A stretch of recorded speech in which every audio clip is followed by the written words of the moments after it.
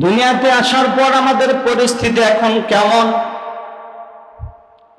আমরা কি আদৌ ওই আল্লাহ রাব্বুল আলামিনের কাছে রূহের জগতে যে অঙ্গীকার দিয়েছিলাম অঙ্গীকার ফলো করি? না না। এই দুনিয়াতে আসার সাথে সাথে শয়তানের চক্রান্তে পড়ে আমাদের সমস্ত কল্পনা জল্পনা যে মালিক আমার আপনার জন্য জান্নাত বানায় রাখছে, ওই মালিকের সমস্ত বিধানগুলো ভুলে শয়তানের পদাঙ্ক আমরা অনুসরণ করার ব্যস্ত আছি। আল্লাহ সারা শুধু মানুষের জন্য মানুষ রূপে পাঠাইছেন তা নয়। আল্লাহ বলেন আদ-দুনিয়া খুলিকাত লাকুম ওয়া খুলিকতুম লিল আখিরাহ। আমার আপনার পয়গম্বরের জবানের কথা, পয়গম্বর বলেন পৃথিবীর যা কিছু আছে সব কিছু আল্লাহ তাআলা সৃষ্টি করেছেন তোমাদের খেদমতের জন্য। যার কারণে একটা গরু গবাদি পশু নিজের বাচ্চাদেরকে সারা রাত ভর দুধ পালন করার বাদ দিয়া মানুষের সেবার জন্য ওই দুধের ব্যবস্থা মানুষকে আল্লাহ তাআলা করেন। সুবহানাল্লাহ। এটা গরু বা গাভীর বিধান। এটা হাদিসের ভিতরে এই পশু পাখির হাইওয়াতুল হাইওয়ান কিতাবের ভিতরে বর্ণনা করেছেন। দুধের বাচ্চা গাভীর বাচ্চাটা মাকে তার ভাষায় বলতে থাকে, গো মা সারা রাত চলে গেল, ক্ষুধার্ত অবস্থা আছি, সকাল হয়ে গেছে, আমার জন্য দুধের ব্যবস্থা করে আমাকে পান করতে দাও। ওই গাভীটা তার গাভী মার্কা জবান দিয়ে বলতে থাকে, না না, আমি তোমাকে পান করাবো, পরে এর আগ পর্যন্ত আমাকে তোমাকে যে মালিক বানিয়েছে যাদের খেদমতের জন্য সেটা হলো মানুষ। মানুষ পান করার পরে যদি কিছু থাকে তাহলেই তুমি পান করতে পারবা, কারণ আল্লাহ তাআলা আমাকে তোমাকে বানাইছে মানুষের সেবা করার জন্য।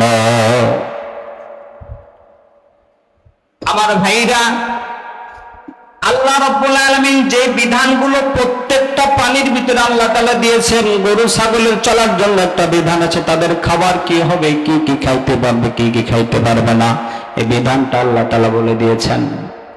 জঙ্গলের হিংস্র প্রাণীগুলো কোথায় বসবাস করবে, তাদের খাবার কি হবে, এগুলা নির্ধারণ আমার আপনার মালিক করে দিয়ে গেছেন। প্রত্যেকটা প্রাণী সকলে যার যার নিয়ম আল্লাহ তাআলার দেওয়া বিধান তারা ফলো করে, অথচ আমরা আশরাফুল মাখলুকাত হয়ে এসেছি। প্রাণীগুলো কোনদিন আল্লাহর কাছে আবদ্ধ ছিল না, তাদের জান্নাত নাই জাহান্নাম নাই। এরপরেও তারা যেহেতু আল্লাহ তাআলার হুকুমগুলো পালন করে, আমরা মানুষ হয়ে আল্লাহ তাআলার কাছে অঙ্গীকার দিয়ে আসছি, দুনিয়ার জমিনে যতদিন থাকবো ততদিন পর্যন্ত আল্লাহর বিধান পালন করব। এই অঙ্গীকার থাকার পরেও আমরা আল্লাহর অঙ্গীকার ভুলে গেছি। আমাদেরকে আল্লাহ তাআলা বলেছেন আহাল্লাল্লাহুল বাইআ ওয়া হাররামার রিবা। তোমাদের জন্য যেই সময়টুকু আমি আল্লাহ তাআলা হায়াত দেব, কারো 10 বছর 20 বছর বালেগ হওয়ার পরে এই হায়াতের ভিতরে তোমাদের জন্য হালাল রিজিক সবচেয়ে বড় অধিকার, এইটা তোমরা পালন করবা। আমরা দুনিয়ায় এসে গরু ছাগল পশু পাখির মতো কুকুরে যেই জিনিস না পাক খায়, আমরা আশরাফুল মাখলুকাত হয়ে কুকুরের খাবারগুলো আমরা খাই। নাউজুবিল্লাহ। সুদটা হারাম করেছেন কে? সুদ, জোরে বলেন। সুদ বিধান হারাম, এটা কার? সুদ খাওয়াটা আল্লাহ তাআলা হারাম করছেন আমাকে আপনাকে আশরাফুল মাখলুকাত হিসেবে। আমার উচিত ছিল সুদের পরবর্তীতে অবস্থান করা, কিন্তু না না, বসে বসে টাকা শুধু সুদ খাবো, চক্রবৃদ্ধি হারে সুদ আমরা খাই। আল্লাহর কাছে যে অঙ্গীকার দিয়ে আসছিলাম ওই অঙ্গীকার আমাদের আছে? কথা বলে না, আছে? হিসাব দেওয়া লাগবে না আমাদের? শয়তান যখন আল্লাহ রাব্বুল আলামিন শয়তানকে মারদুদ ঘোষণা করলেন, মালউন ঘোষণা করলেন,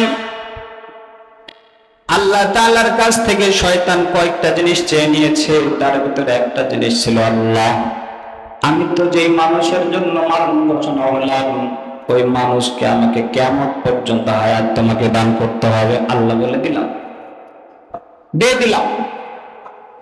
মানুষের শিরা উপশিরায় চিন্তা ভাবনার সাথে আমাকে চলার ক্ষমতা দিতে হবে। আল্লাহ বলে দিলাম। সব কিছু দিয়ে দিয়েছে। শয়তানের চক্রান্ত করে আমাদেরকে ধোঁকায় ফেলে। শয়তান কিভাবে ফেলে? ইয়ামিনিহি ওয়া শিমালিহি, ডানে বামে সামনে পিছনে বান্দা যখন কোনো হেদায়েতের পথে ভালো কাজের দিকে যাবে, এই শয়তানগুলো প্রতিবন্ধক হিসেবে দাঁড়ায় যাবে।